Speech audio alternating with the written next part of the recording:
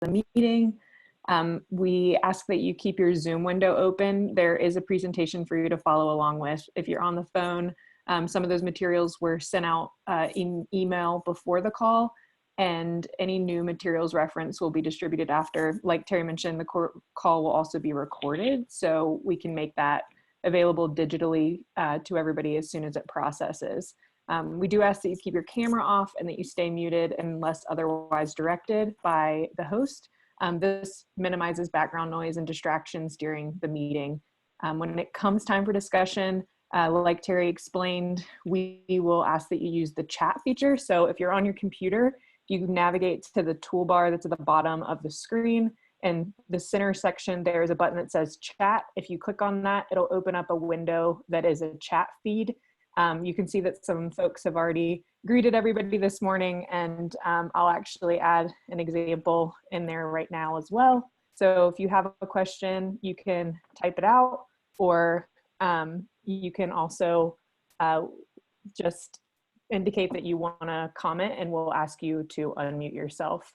I hope everybody can see that. If you dialed in on the phone, you can indicate that you have a comment or a question by dialing *9. This will signal to us that you have something to contribute, and we will monitor the chat feed and take participants in order, asking you to unmute one at a time to contribute, and then we'll take those phone participants last. Like Terry said, we have lots of questions that came in prior to the call, so Mike's going to try to address those first. When the time comes for you to unmute, there is a button in the bottom left-hand corner of your Zoom screen that you can click on. It looks like a microphone. That will unmute you so that we can hear you. And if you're on the phone, the *6 will unmute you as well. So hopefully that was pretty self-explanatory, and I will pass it over to Terry. Thank you so much, Juliet. So Chip's going to jump on really quick to say one thing before Mike gets started. I'm just going to note that once I put my screen into full PowerPoint mode, I lose the ability to see chat. So Julia's going to help monitor that. But again, please hold all questions until Mike gets through the presentation, and we'll go from there. So Chip, do you want to jump on really quick? Yes, good morning. Thank you, Terry. I just wanted to welcome everybody and thank Mike for being here and spending a little bit of time. It looks like we do have some new folks on the call this week, so I want to welcome you and just let you know we do this every week. On Tuesday morning, we have a call trying to get as much information about all of the things that are happening that affect the businesses and property downtown. So every week on Tuesday, I believe this is our third, it's all kind of becoming a blur now. But if there are specific things you in the community are wanting to learn more about, and we can connect with folks who have the deep dive information, please reach out to myself or Terry so we can arrange that. And I just want to thank you all for being here, and thank you, Mike, for joining us. And with that, I'll hand it over to you, Mike O'Donnell. Thank you so much, Jeff. I really appreciate the opportunity to at least give this presentation today. The CARES Act, and especially the small business provisions of this, are they've been around for about a week and a half now, but it's still such an important piece of legislation to help with small businesses, and especially help with small businesses either bringing employees back or keeping employees on. And there's some really unique and interesting sort of aspects of this act that we've never ever seen before through any economic downturn in the history, at least of my history in the 30-odd years of working with businesses and the Small Business Administration loan programs. We continue to get refinements to the Act on a pretty regular daily basis. So I'll be enhancing some of the things I learned from last night's update. So you have the most up-to-date information as we move forward. But this program is pretty much operational now. We'll talk about that. So just a very quick slide on us. Colorado Lending Source, we're a nonprofit organization. We're a nonprofit lender. Been around now for 30 years in Colorado. Done a lot of work with the Small Business Administration loan programs, and with our 504 program, we're actually the most active SBA lender in the state of Colorado, more than any bank. But we also help a lot of community banks, smaller banks process SBA guaranteed loans. We, as a nonprofit, are allowed to do SBA Community Advantage loans, which are small versions of the guaranteed loans banks can do. Usually the banks don't like to work with smaller projects, or the project might be a little bit earlier for a bank. So we work with those, and we also have our own micro loan program we call the Colorado Main Street Loan Program. So in our history, we've done more than 3,800 projects across the state, and working with a lot of businesses, and many in the Boulder area, and some of you would have perhaps worked with us in the past. So as a nonprofit lender, we have a mission, and our mission is to foster the economic growth of diverse small businesses within our communities. Our mission doesn't say anything about lending, and so we are a lender, but we're just as much an educator. So when we do have these sort of situations, our role is really to try and help direct people, or at least inform people. So a lot of the misinformation that swirls around anything that sort of happens from a small business sphere is a little bit cut through, because there is a lot of misinformation out there about this program. So my objective today is take you through a couple of the major sections of the CARES Act under Title I. And we're going to start with this next slide, which really talks about the Paycheck Protection Program loans, the PPP program. And it's hard for me to say PPP, at least without stuttering. So I often refer to them as the PP loan program. So these loans are available to small businesses, to self-employed individuals, to people who work in the gig economy. It might be, Uber or Lyft drivers, people like that. The program's been opened up to 501c3 nonprofit entities, including 501c3s with a religious affiliation like churches. So never before in the history of any of the Small Business Administration programs have churches been able to access the program. They can this program. The program is also open to nonprofit 501c9 veteran organizations, as well as tribal businesses. Now, the Act sort of defines this program existing for a covered period, and the covered period is from the middle of February through to the end of June, which basically says that even though the Act wasn't signed until like a couple of weeks ago, this is the only period, at least currently, that the Paycheck Protection Loan Program is open. So you have until June 30 to apply for these loans. And so the doors open theoretically last Friday, although the SBA's computer system didn't work and it only just opened up on the weekend. So banks were collecting applications last Friday from small businesses and sole proprietors. And then starting on this Friday, banks and lenders will be able to collect applications from independent contractors and self-employed individuals. The process is fairly simple. And again, the intent is to try and encourage existing business owners, people who have been in business on the 15th of April, which is when this Act sort of starts retrospectively, and independent contractors, people who pay themselves, and self-employed individuals, people who get 1099s, they're able to apply for and receive loans, starting on Friday. And if we look at what the program is, which will be the next slide, it's really the maximum loan, unlike other loan programs, and many times, perhaps for those of you who work with banks or even nonprofit lenders, you might say that I need X, and then the lender might say, well, based on our calculations and how much collateral we've got, we're only going to give you Y. And that sort of happens a lot in the industry. It also happens a lot with the SBA's disaster loans, which we'll talk a little bit about at the end. But under this program, it's you actually determine how much you can borrow, and how much you borrow is really a function of what your average monthly payroll costs were. And this, my slide is a little bit out of date because it just updated the period. There are actually multiple ways for you to work out what your average monthly payroll costs are.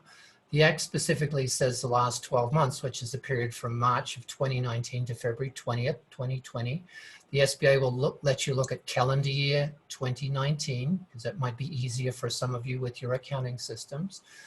If you're a new business, you can look at your payroll in January and February of this year, because if you weren't open all of last year or only open during 2019, you just look at January and February, and that becomes your average. You divide that by 2. And if you're a seasonal employer, you're able to look at the same period last year, from February 15th or March 1st through the end of June, and then just compare what you did through those 12 weeks compared to that becomes your baseline, if you like, for working out your payroll costs. So essentially you take your average payroll costs either for the year, for the 2 months, for the 4 months, and you divide that by whatever the number is, and then you multiply that by 2.5. So that's the program, that tells you how much you can borrow under this program. So if last year, on average, you have $10,000 a month in payroll costs, you can borrow $25,000 under this program. The interest rate is set at 1%, a little different from the original sort of notifications. It changed last week too a little bit, but it's now static at 1%. It's a 2-year term. There are no payments for the first 6 months. And so the loan is relatively low cost, and it's sort of a short loan, but you have no principal or interest payments for the first 6 months, which is great. And then if we look at the next slide, we can see that I'm just showing you here some little screenshots from the application, and we can spin through this, but for you as a small business, that's your application is. You've got a little bit of information on the top of the first page, some declarations you go through, you make some representations and certifications, and then you basically answer a few questions, and then you can go through page 2 of the application, and then you've got page 3 and 4 are just instructions on how you fill out pages 1 and 2, so that the actual application that you have as a small business is incredibly short and very easy to complete. The most important thing for you to do as part of this is to have documentation around what your average payroll cost number is. This screen here just shows what the actual bank completes. So the bank actually takes the information off your form, puts it on their form and submits it to the SBA electronically. The SBA will pretty much instantaneously, or at least within a few hours, issue a loan number. And the loan number then is basically used to track the loan that was given to you in the SBA's computer system and also the bank system. So the process is relatively simple. These loans don't require personal guarantees. They don't require collateral. A lot of the traditional SBA requirements are waived, such as allowing churches to apply for these loans. So essentially, there's a lot of things that make this loan program relatively easy. One of the drawbacks of the program, though, is that it doesn't really help the small businesses who perhaps don't pay themselves very much because they're re-injecting a lot of cash back into the business or they're bootstrapping. We are already having some discussions up in DC about Stimulus 4. This CARES Act came out of Stimulus 3.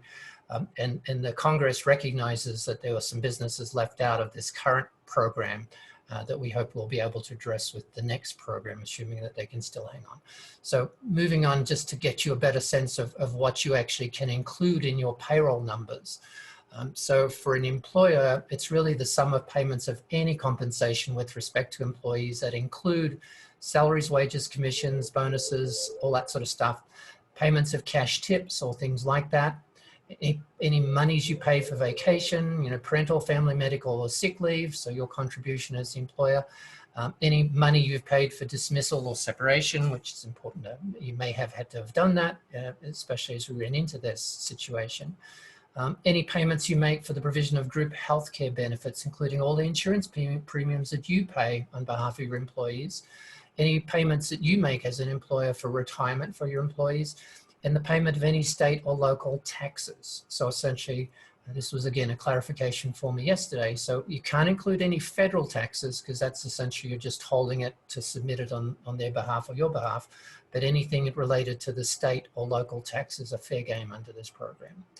And then if you're a sole proprietor or an independent contractor, it's sort of similar. It's the sum of payments of any compensation you get, whether that's, commission, whether that's 1099, whatever you've got that you can document. And it says specifically in this section, but also at the bottom of the screen, anyone who makes more than $100,000 a year in salary, and the clarification came out again today that it's not the benefits you pay them, it's just the cash salary or the related equivalent salary. You need to ratchet them back to $100,000. So if you pay someone $200,000 a year, you can only include in your calculation of average payroll costs $100,000. So you have to pull them back to $8,333 a month. So you'll need to manually make some adjustments if you do have some highly compensated individuals with your firm. And the other things you can't include, as I mentioned, are federal taxes. And of course, they put it in a bureaucratic gobbledygook and say Chapter 21, 22, and 24 of the Internal Revenue Code of 86. The SBA expanded this to include 26, which is also the FICA taxes. So really nothing to do with federal taxes can be included, but state taxes you can. And then you can't include in your calculation of average payroll taxes or average payroll costs sorry, taxes to costs, anyone whose principal place of residence is outside the United States. So if you have an employee who lives in Canada or Australia or wherever it is that they come from, you know, and you just, for whatever reason, they may have contributed funds and you pay them a wage or a salary, you can't include those sorts of people. So those are just important things for you to know. And although the program is referred to as the Paycheck Protection Program or the Paycheck Protection Loan Program, when you get the funds under this loan, again, you're borrowing 2.5 times your average monthly payroll. Any funds you get under that loan can be used not only for payroll costs, and again, the objective of this program is to try and bring people back or keep people employed, but it can also include, you know, in addition to the benefits and stuff, at the last 3 points there, rent for any rents or leases that you have, utilities for things like, you know, internet as well as water, gas, that sort of stuff, and then any interest you might have on any debt obligations that you had prior to or at the 15th of February of 2020. So you borrow funds primarily to help you with payroll, but you can also do other things with those funds that become eligible under this program. You can't take funds under the Paycheck Protection Program and go to Vegas or stuff like that. It's really to try and refocus you on getting people back and keeping them employed and getting ready to have your business reemerge from this mess that we're in at the present time. And when we look at the next slide here, the lender doesn't really have to do very much in terms of, they're not really asking very many questions of you. As I said, they're not looking for a personal financial statement. They don't really they can't take collateral. There are no fees on these loans. So the bank can't charge, the lender can't charge you anything. You don't have to pay anyone anything. Although if you do hire someone to help you do this loan, which would be silly to do, but if you did, you know, that how much you pay them is also defined under the Act. So all the bank has to do is make sure you're in business on the 15th of February of 2020. So have you document that, and you have employees or that you know, a participant, or you're an independent contractor, stuff like that. And then from your perspective as the borrower, you know, again, I want you to really document your average monthly payroll cost number. That's going to be the most work you do for this loan, is actually, you know, breaking apart whatever your accounting system is to make sure you're including everything that is eligible to be included, and then working on that. And then you make some declarations that, you know, you're getting the loan because things are tough. You're gonna primarily use the funds, if you can, to retain workers and maintain payroll or make these other payments, and that you don't have a duplicate application for the same purpose. So you're not trying to double dip with the EIDL, the Economic Injury Disaster Loan the SBA has. And during the period, you know, from February through the end of the year, that you haven't received amounts for the same purposes from any other loans. So again, you're looking into the future. This program only applies through June, but they're wanting you to look out 6 more months. Now, this next section of the Act is probably really important. It fits closely with that 1102 section. So 1106 is all about loan forgiveness. Now, this is the exciting thing about the Act, is it allows for paycheck protection loans to be eligible to be forgiven in whole or part in an amount equal to the sum of certain costs incurred and payments made during the 8-week period beginning on the date of the origination of the loan. So you borrow 2.5 times whatever your average monthly payroll is, then anything you spend on payroll or those other costs over the next 8 weeks, so a shorter period, is eligible to be forgiven. So you can't have more forgiven than you borrow, because actually someone asked me that question this morning. I didn't think I'd get that. But you can't have more forgiven than you borrow, but you should be able to get pretty close to 100% forgiveness if you plan in advance how you'll spend that.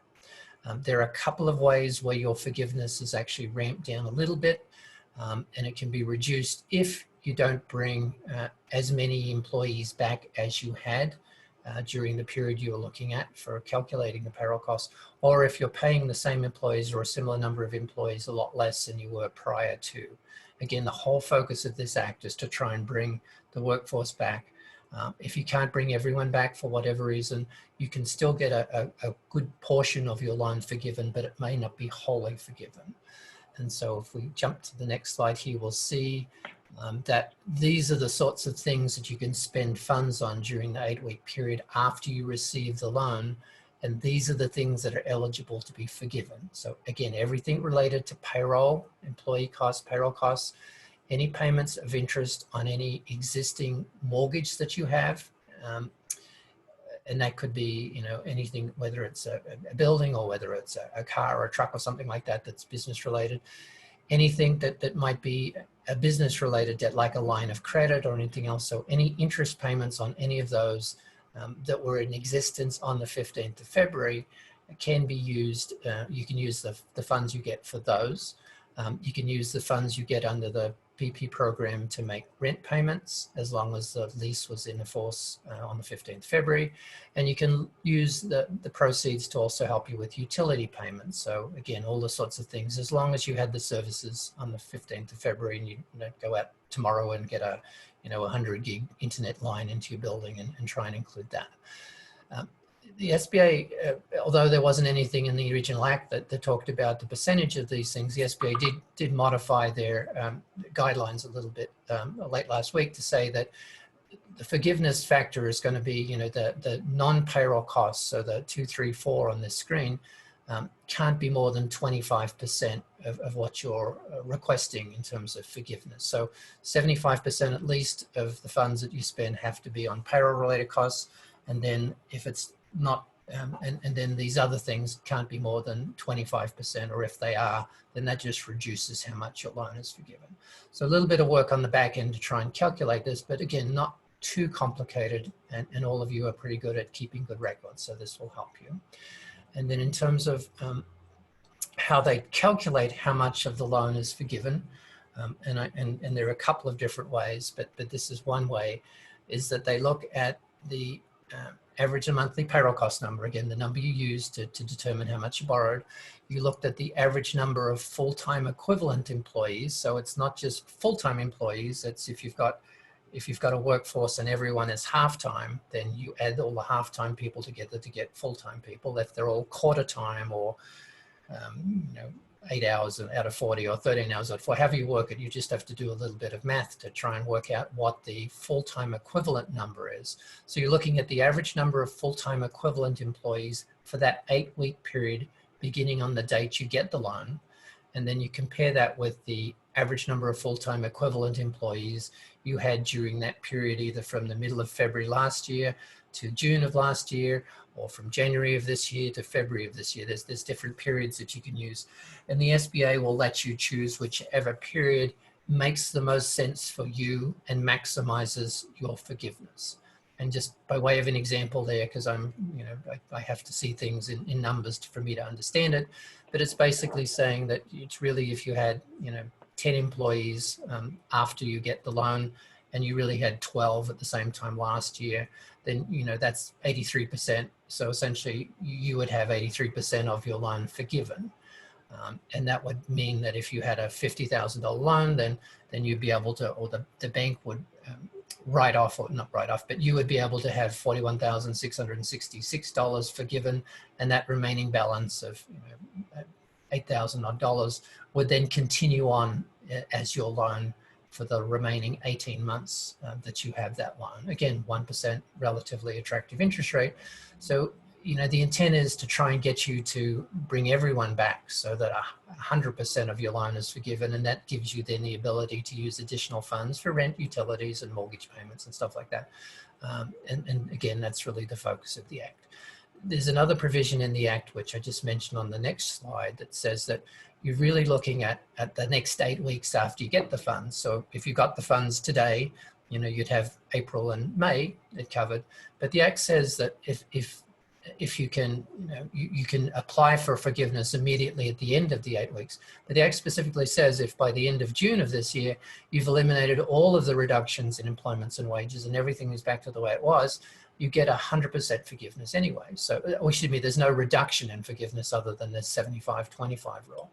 So, if you don't quite get 100% forgiveness, at the end of the 8 week period, and you can wait another month to see where you are at the end of June, when hopefully we're starting to get the economy, cranking again, then you should be able to get no reduction in forgiveness other than the documentation of what you spent during those 8 weeks, and as long as you don't spend more than 25% of the funds on non-payroll related costs. So I wanted to communicate that. And so a little bit more at the back end, obviously, to apply for forgiveness than you really need at the front end. But if you've done a good job on the front end, this becomes relatively easy. It's really documenting and verifying the number of full-time equivalent employees on payroll and pay rates. And so a little bit more detail using, your payroll tax filings or state income, payroll and unemployment insurance filings. So a little bit more information for you to dig up back here. Again, this is something you probably already have.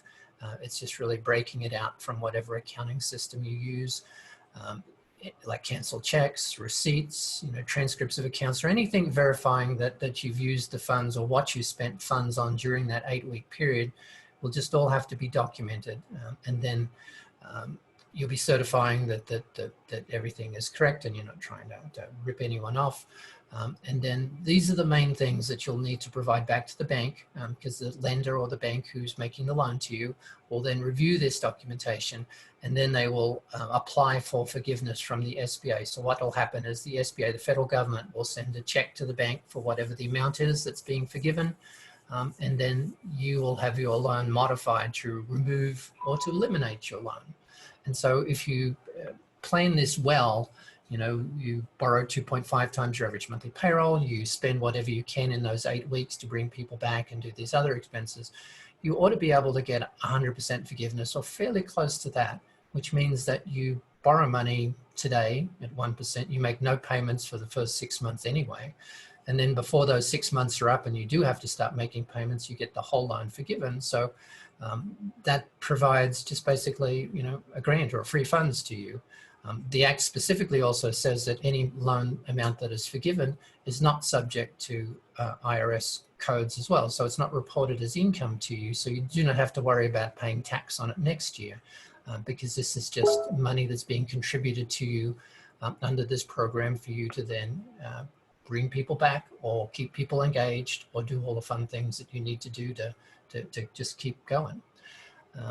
And so that's really, I think, all I've got on loan forgiveness. What the next chart says that, and I'll just run through these next few slides quickly, but there's another thing that came under the Act under Section 1112, which people may not be aware of, but it also says that anyone who has an existing SBA loan, whether that's a 504 loan, an SBA 7A loan, an SBA Community Advantage loan, or an SBA microloan, the SBA, the federal government, is making loan payments on your behalf for the next 6 months. So principal and interest starting April 1st through the next 6 months through the end of October are being made on your behalf by the federal government. So again, this is anyone who has an existing SBA loan is getting this payment.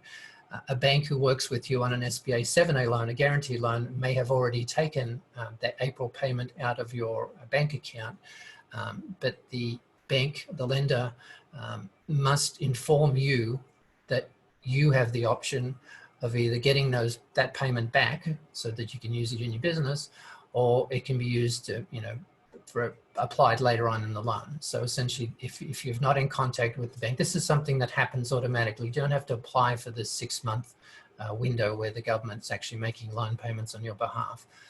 One of the weaknesses of the Act is that this is very specific to SBA loans, and not every small business has an SBA loan, or if they did, they may have paid it off. So it's really not hitting as broad a range of people as I think it should be reaching. And so these are some of the things we're talking about in subsidy version 4. And then the other section here that really talks about enhancements to the EIDL, and sorry, I'm not very good at acronyms. These are economic injury disaster loans. I call them disaster loans. So under the emergency disaster loans, anyone who applies for these, and again, the distinction is a PP loan is actually a loan through a lending institution, primarily a bank, but it can be other people. One day soon, we may be able to do them as a nonprofit, but again, we don't have unlimited funds like the banks do, so we don't have much money to lend when we are able to lend. But anyone applying for a disaster loan, that loan comes directly from the federal government. It's actually, FEMA is actually making loans, but the SBA runs the program because FEMA doesn't know how to do loans.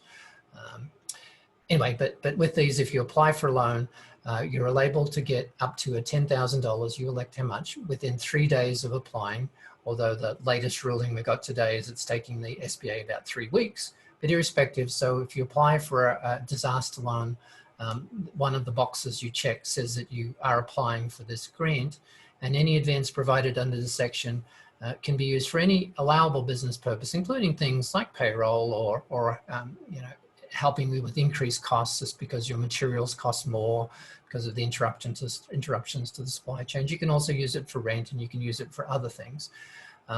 You're not required to repay the $10,000 even if you're subsequently denied for a disaster loan. The SBA again came out with a ruling yesterday saying that if you do apply for one of these and you do get the $10,000, then it might reduce how much, and you also apply for a PP loan, the $10,000 that you get as free money under this program will be used to offset some forgiveness under the other program. So the programs are starting to look at each other. You can certainly apply for both. You can use a PP loan to refinance the outstanding balance on a disaster loan, because disaster loans are a little more expensive than the PP loans. But if you do get the grant, then it might impact how much you get forgiven on the other program, just to keep things confusing and keep things, just keep you on your toes, apparently.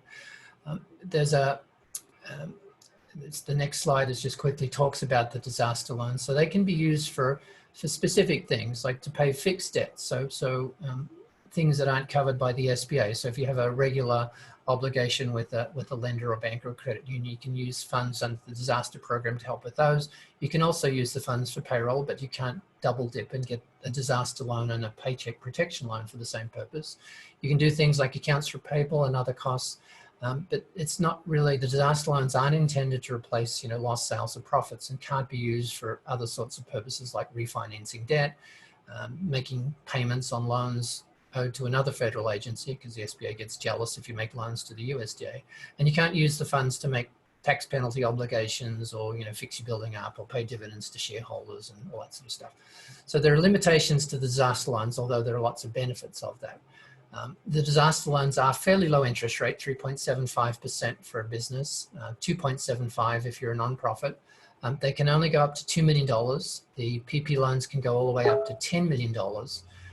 The disaster loans can go up to a 30-year term, but really the person who's processing your request for a disaster loan is the one who pretty much determines what your term is and how much you can borrow. So when you apply for a loan, you may or may not get what you want, and you may or may not get the term that you've asked for. So there's a little bit less certainty here. And then this last slide here about the disaster loans, the next one really talks about some enhancements that were made to the disaster loan program as a result of the CARES Act. And so disaster loans are credit scored, and essentially the credit scoring is relatively high for some small businesses, around 680. It's probably not, the average credit score in the United States is just a hair over 700. So many businesses, many entrepreneurs, especially early stage ones, may not have squeaky clean credit as they reinvest a lot of their resources into building a business. So again, this is a reason why the disaster loans may not be as widely utilized as I think they should. But the CARES Act allows some modifications to the program by saying that if anyone is looking for $200,000 or less under the disaster loans, the requirement for a personal guarantee is waived, which means that it becomes less of an issue around a credit score. The disaster loans are only available to businesses that have been around for at least 1 year. So that's waived again as a result of the CARES Act. So younger businesses can apply now for disaster loans. And also the credit elsewhere test that they use for most SBA loans is also waived on this program too. So you're not as concerned if you can get a loan from your county or your community or a Kiva loan or something else, which you should explore. It just it frees up the disaster loans for these smaller loans, which again are going to be just as impactful as many of the others.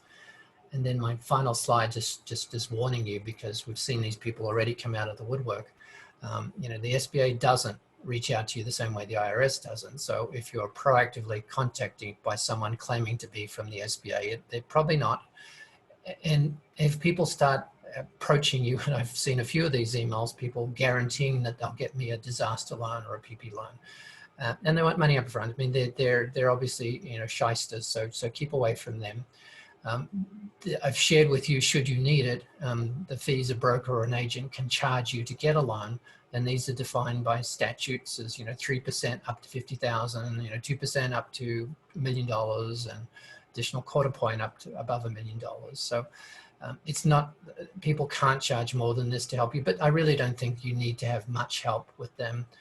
With the PP program, it's so simple. You know, your bookkeeper, accountant, CPA should be the one that helps you if you need the help working out the average payroll cost number.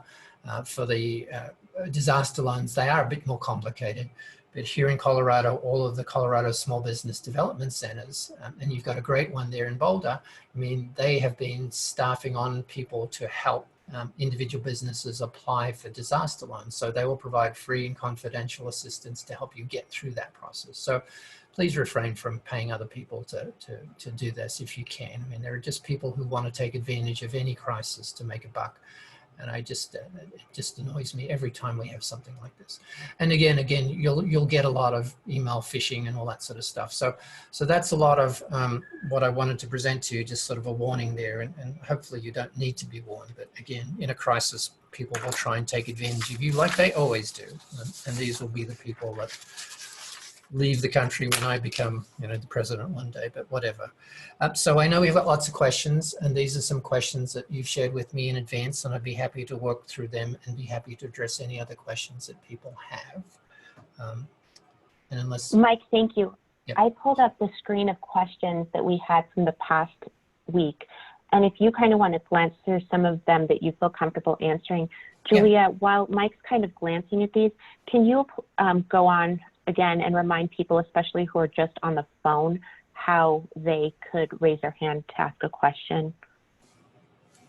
Yes, so anybody that's on the phone that wants to contribute uses *9, and that will indicate on our screen that you have something you can contribute. Otherwise, we do see the chat questions that have come through. Like Terry mentioned and Mike said, we're going to work through some of these questions that were submitted in advance of the call first, and then we'll take questions from the chat feed. Yep. So would you like me to start with these ones then? Yeah, Mike, you tell me how fast you want me to scroll or if you need more time to read. Yeah, no, I'm happy to address it. We can just sort of randomly pick ones. So I must admit, I will share with the audience, I'm not really very good at the unemployment sections of the CARES Act. I've really been confining myself to Title I.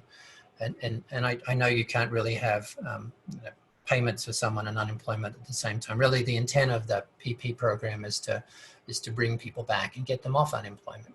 So, you know, I can start at the top. If we don't rehire everyone, can we still be forgiven for rent and utilities employees we do have on staff? Yes, you can continue to use the funds for the existing people and rent and utilities. Again, your maximum forgiveness related to rent and utilities is that 25% number. So you'll all get something. And if you don't bring additional people back, or you can bring them back, because if you're getting free money to bring them back, you might want to do that. If we have a forgivable loan package out of the CARES and all of our employees are on salary for 8 weeks, and what other options will be there in order to access capital to reopen? You know, that's a good question. I hope that we'll all be reopened within 8 weeks.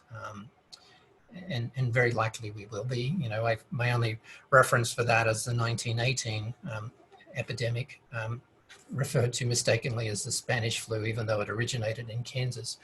And again, if we looked at the trend there, it really hit Colorado hard in November of 1918, but things seem to be back to normal by January of 1919.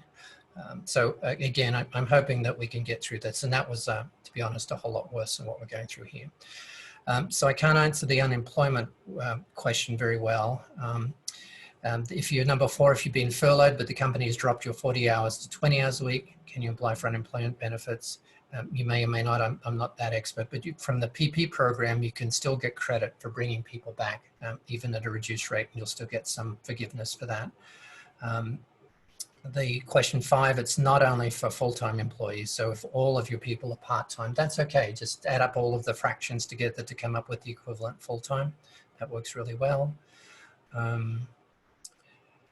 Employees who are placed on leave of absence still considered employees, yes, if you're paying them, you know, and the Act specifically encourages you that if you do have, for example, someone who's been infected and diagnosed as someone who has COVID-19, you know, you making sick leave payments to them would also be fair game to help them at least retain some level of compensation while they're absent from the office. Number 7, don't know the unemployment question, sorry.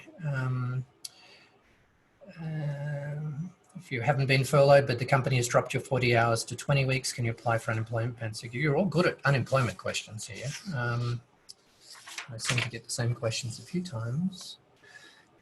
Is the stay-at-home order the same as a quarantine or isolation order? Okay, good question. You might ask me some questions that have popped up on the screen that I might have already answered some of these. Yeah, absolutely. The first one, are there any programs for commercial property owners not able to lease at historic rates? That's a good question. No, again, we might be looking at that in stimulus 4. I mean, the benefit there is that the tenants of those commercial properties ought to be able, under this program, and perhaps even under the disaster loan, be able to get some relief to assist them make payments to their landlords. But there's nothing that's specifically addressed on the landlord side to help them. And this, again, there's an omission, at least in the Act, especially to help individuals who might have rent, especially low to moderate income people. We want to make sure that they can continue to make their rent payments, but there's nothing in direct response to that question, no. Okay. Somebody applied for a PP loan yesterday through a lender that is not their local business bank. They still don't have an application ready, and so the business got nervous. I would rather use our local bank. Can I apply there as well? Because they feel it's easier to have a local banker and then reject the first loan. Yes, you can always withdraw that loan from that first bank. You know, I always encourage you to work with whomever you currently have a relationship with. We did learn yesterday that Wells Fargo ran out of money, of course, and you've all heard that. Not ran out of money, they just basically hit their cap. So Wells Fargo started referring projects to us yesterday, which was very brave of them because we don't really have much, if any, money to lend out. But it's always, you should always start with your local bank. And again, if you've submitted an application for that one, please have it withdrawn. You can't have 2 applications under the same program with different lenders. So as long as they haven't processed the application and issued a loan number, you should be fine. And yes, I would always encourage you to start with your local lenders. Again, there was a big rush on Friday over the weekend. A lot of projects have been approved. A lot of projects are being approved. And so some banks are restricting their applications to their current customers, which makes it hard if you're working with a bank who doesn't have an SBA relationship already. But all of that will open up a little bit. And I think that as the rush sort of dies down, because people are panicking that the funds will run out, which I don't think they will, then it's just a matter of just getting there. And as I said, Friday is when the independent contractors are allowed to apply for funds. A common question I've received when I've done these presentations is that can I, as an employer, include in my average payroll calculation, the 1099 payments I make to contractors? And the SBA has basically ruled that no, you should not. And the reason for that is that the 1099 people can apply for their own funding under this program and forgiveness. If you applied for 1099 people, they do not count for your full-time equivalent employees. And so you would be penalized in the sense that you can't get your maximum forgiveness under that program. But if you have independent contractors, please encourage them to apply themselves independently. Because many times they might work for or contract with a couple of people, not just you. And that is the best way for them to access this program as under their own right. They've got receipts, they've got 1099s, they've got all sorts of evidence that show how much they would have earned either those first 2 months of this year or the last 12 months of last year or the last 12 months through February. And all of that, they can look at which is going to be the best way for them to actually apply for this loan to maximize their loan and then maximize their forgiveness. So this is kind of a follow-up question to that. If they had 20 part-time employees at 10 hours a week last year and 0 full-time employees, do they really have the equivalent of 5 full-time employees? Yes, they do. So if you've got 20 people each working a quarter time, then my crude math says that would be 5 full-time equivalent employees. So if you'd bring back 5 full-time equivalent employees over the next 8 weeks after you get the thing, then you get pretty much 100% forgiveness. So, which is good. Plus whatever you spend on your rent, utilities and stuff. So that would be great. Perfect. Is the forgiveness period fixed to the 8 weeks following the origination date of the loan, or is it flexible? And can you choose the start date as long as the 8 weeks fall between February 15th and June 30th? No, that the Act is pretty specific that as soon as you receive the funding, the 8 weeks starts then. So you can, as you work with your bank, you can get an approval. It doesn't mean you have to be funded straight away. So you can certainly talk with your bank about when you want to be funded, and you can manipulate the 8 weeks a little bit there. And so, this is such a simple loan, and there's so little documentation required both on the front end and the funding side, that the banks could technically, it's possible to actually, get an approval, an application and an approval and a funding in the same day if the bank wants to do that. But really, if you are going to apply for one of these loans and you really don't want it to start till like the week after next, then just tell the bank that and they can schedule the closing to occur. But the Act says that once you receive the funds, the 8-week clock starts, and then whatever you spend during the next 8 weeks is what you can have forgiven. And that 8 weeks becomes important. And again, if you don't ramp everyone back up in those 8 weeks, then if you wait till June 30th and you have ramped everyone back up, then you can maximize the forgiveness as well. Does a leased car expense qualify for the 25% category of the approved expenses? If it was personal property, which has got a mortgage on it, as defined by the Act, business-related expense, the interest portion of the loan that you have on that can qualify, yes. Not the principal, but the interest. So if you've got a car loan, yes, for your business and the business owns the car, that could be eligible. What if full-time employees decide not to come back and take unemployment instead? Is the business in trouble because they do not have the same number of full-time employees as before, even though it's out of their control? It's really up to the business. They don't have to bring the same employees back. And I've had that question a few times. You don't have to rehire the same workforce. If they're happy not working and taking unemployment, there's some bigger issues there. But from a purpose of forgiveness, you have that ability to bring back the similar or the same number of people. And if you can do that, then you can maximize your forgiveness. If you don't bring back as many people, part of your forgiveness will be eroded. But again, it's a 1% loan, so it's relatively inexpensive. I don't know, Mike, if you or if anyone else can answer this one. Somebody applied for the loan a week ago and haven't seen a deposit or heard anything. The question is, if they applied on Sunday, did they start paying payroll as of Sunday, even though they have not received a response or any funding yet? No, I'd wait till you receive the loan and actually the loan closes and funds and you have the money in your bank account. And that's really when the 8 weeks starts. So once you receive funding, not application. So the 8 weeks start once you get the funds under the Paycheck Protection Loan Program. So that's really the kicker. I do know banks have told me that they've submitted lots and lots of loan requests and there are a lot going through. We helped one bank on the bank's behalf submit one yesterday, our first one that we helped a bank with. And it was a fairly large one. That was like $1 million. And so they had 100 and odd employees there. So, whether you're big or small, it's just a matter of getting your request or your application and your information into the lender, and so that they can then process the request. But once you close and fund the loan, that's when the 8 weeks will start.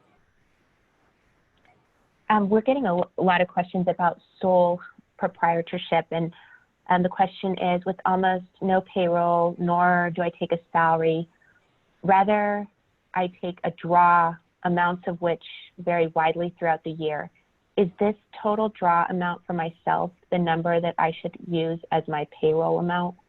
Yes, so again, you can document it. So anything that you've paid yourself out of the business over the last 12 months, or if you're younger, the first 2 months of this year, is fair game. So that's essentially, it's just the documentation. And this, as I mentioned a little bit earlier, this is the limitation of this program, is that people who reinvest funds back into the company and don't take money out, or have a spouse or a partner who helps, pay the bills while they're trying to build the business, are really not getting the access that I feel that they need to this program. So if you don't pay yourself anything or take any draws, then you're in a really bad shape and you can't access this program very well. But you might be able to access a disaster program to help with, rent and stuff like that. So yeah, it would be just a matter of whatever you can document, because that will be what you have to show comparatively at the back end once you actually apply for forgiveness. Question, can I hire and pay a contract SEO person with PP funds? It would be a 1099 expense. It's not specifically eligible for the use of the funds. That's a good question. Let me see. Well, it's not, well, if you're an independent contractor and you're doing that, that would be fine. Again, I would hesitate. I don't know exactly the answer. I would err on the side of conservatism and say probably not, based on my reading of the Act, because I've read it like about 1 billion times now. But that would be something I'd be happy to either try and get clarification for, or have you approach the SBA to get that question. The Act is very general in its sense. It's only 880 pages, and then the SBA throws its rules on top of it, which usually turns into like 2,000 or 3,000 pages. But there's nothing in the Act that would say specifically those payroll related costs are eligible, as are those other 3 things: the mortgage interest and the interest on businesses, as well as rent and utilities. There's nothing that says that funds you spend on a 1099 would be, but it doesn't mean that it may not be. So this would be perhaps a good question at the back end, or in advance of the back end. Well, okay, we'll try to help with that answer as well. Julia, can you monitor hand raises on just the phone calls? We only have time for a few more. Julia, jump in after this if there's any hand raises. Can employees be given raises during the 8-week period? Yes, they can. What if we have regular 1099 employees that we want to keep paying? We can't have them forgiven. We would have to turn them into W-2 status. If you wanted to, but again, the 1099s should be able to get their own loan under this program, and they should be able to get most of that loan forgiven based on their history with you. So if you help them or guide them or share with them, the application or whatever, again, a 1099 person is a business, just the same way someone that hires employees is a business. So acting as a business, they should be able to get their own access. If you want to keep them working, perhaps help them apply, but or you could add them as employees if you wish to as well. It's really up to you. But the PP program allows you to spend money on payroll. Again, bringing people back, adding people, paying people, whatever you need to do to get through this. Mike, we're going to have you do like 2 more. On the screen is a new question. It has to do with commissions. Business is an LLC. Sole proprietor. I find part-time employee. I work most of the time, but also pay commissions to my daughter, who designs most of our jewelry. So it depends on how she's paid. So whether that commission is done as a 1099 or whether it's done as a W-2 type situation. But anything you can document. If she's truly an independent contractor and she gets paid on a 1099, then she herself should apply for the Paycheck Protection Program. If it's something that you are paying through W-2 or variation on that, then you can include it. So any commissions you pay her if she's an employee are fine. And that's the same as if, I have a real estate agent or I'm working for a car place. I might earn a commission, I might earn a salary, I might earn both. And so those are things that if I'm being paid through the W-2 could certainly be included in the Paycheck Protection Program. If it's truly a 1099, then again, she, as an independent contractor, ought to be able to apply for the compensation based on, or a loan based on the compensation she's received historically, and then have that forgiven based on what she spends on herself the next 8 weeks.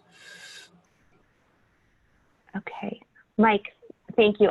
Guys, I know we didn't get to every single question. Please note that staff is still going to continue to work on these, and we will try to get you answers.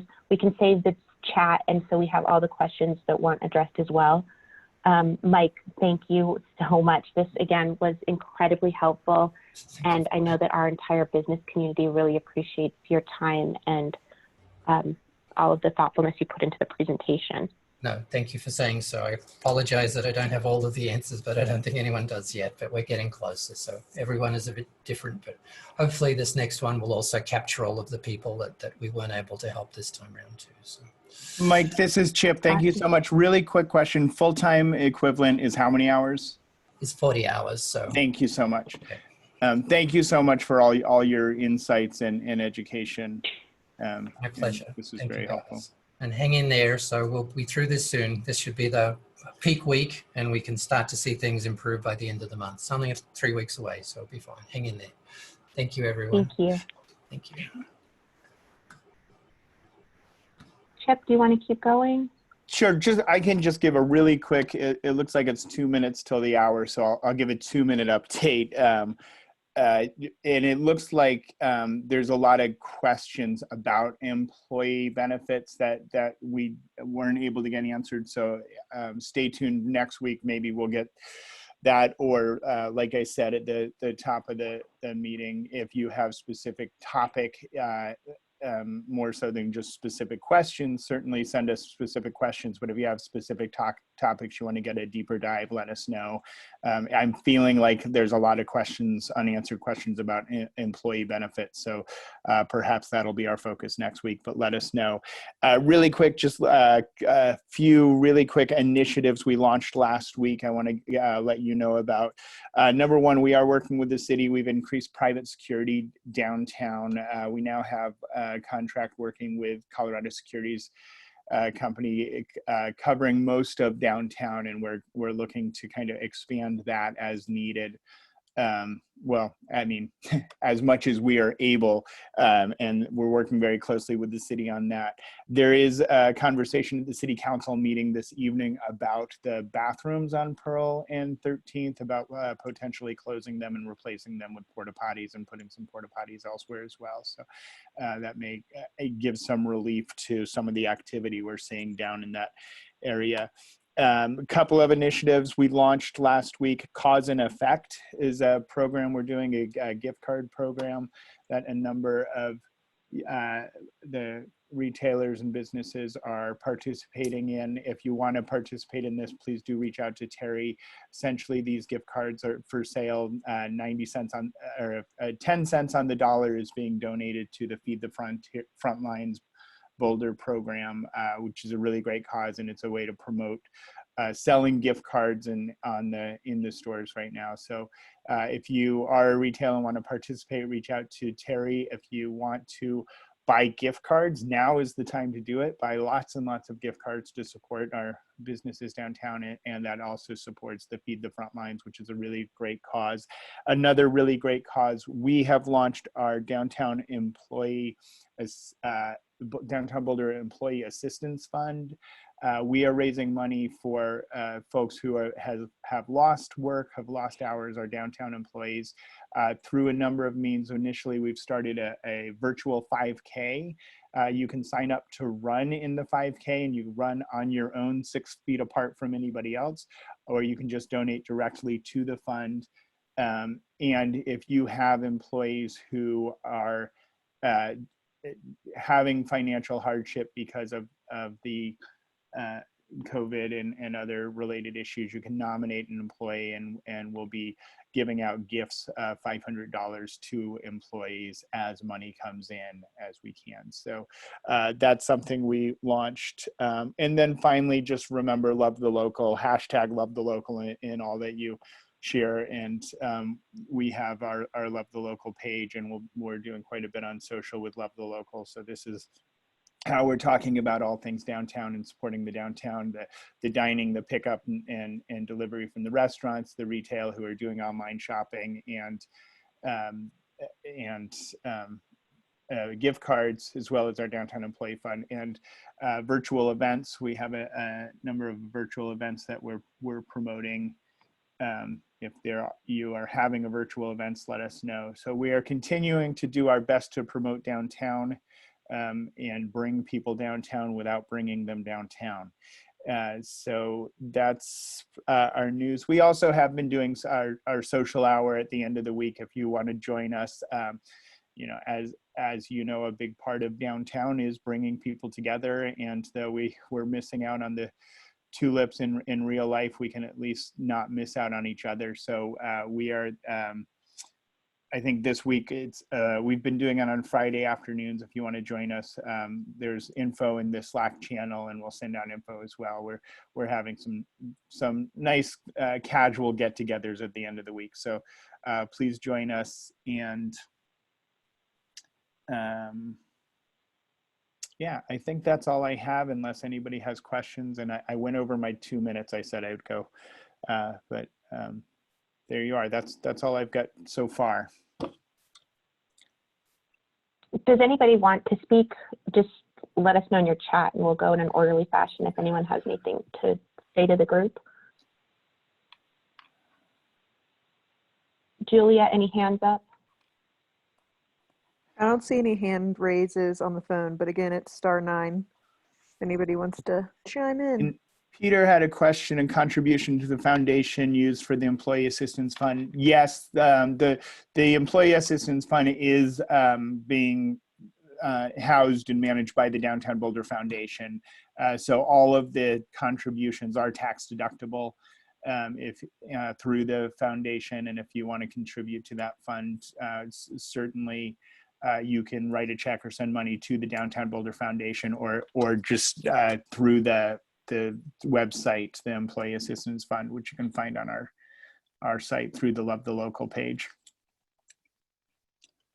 Oh, banks, we've been working with Small Business Development Center, and they just last night released a list of local banks who are participating in the PPP fund. We put that on the Slack channel. If you're not on the Slack channel, and if you need it, please reach out to me, chip@downtownboulder.org. There's about 10 local businesses, 10 local lenders who say they are taking new, they're working with people who aren't already banking with them. And then there's a list of the banks who are. This just came out from the Small Business Development Center last night. So it's on the Slack channel. And Julia just put a link in the chat too. Great. And that is the Boulder lenders. I think they're expanding it to Boulder County, hopefully today. So and it's a moving target. So we're trying to keep it updated. And this Small Business Development Center put this together just yesterday. They got it to us. So. Great. Right. Thank you, everybody, for joining us. I think we're good. Have a good day, everybody.